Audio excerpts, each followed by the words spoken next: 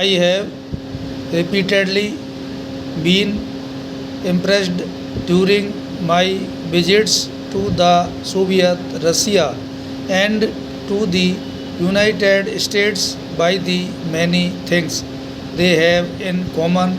Stop, I am thinking more about the people than about politics. Stop, the people in both countries are in some ways remarkable, similar to each other. Stop, they are frank and hospitable and are exceedingly friendly. Stop, para. Essentially, I am thinking of one common feature today in the Soviet Russia and in America, namely the concentration of technological and scientific development as a means to progress. Stop, the Russians, in spite of their political differences, are full of admiration for the technological civilization which the United States has built up. Stop, they want to do even better. Stop, theirs is a competitive approach.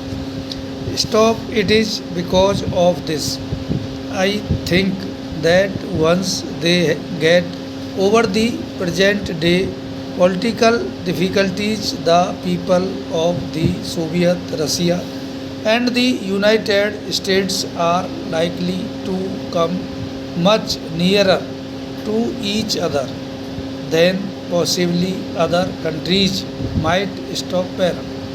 America, by and large, is a welfare state. Stop, there may be odd things here and there which do not fit in with this concept, but it is a welfare state. Stop, you have solved your problems of providing the primary necessities of life to the people.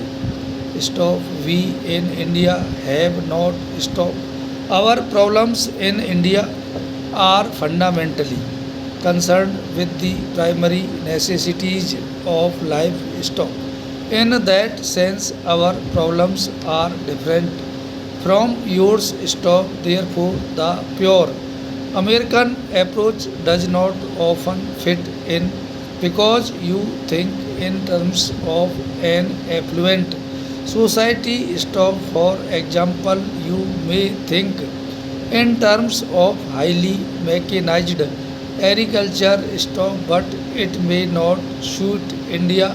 Not that we are against mechanization, but it may not fit in with the conditions in India. Stop, para. In the Soviet Russia, there has certainly been a very marked and progressive change from the rigid authoritarianism of Stalin's time. Stop, we must remember that in the Soviet Russia, at any rate in the greater part of it, they never had anything but some kind of authoritarian government, whether it was the Czar's government or any other government. Stop.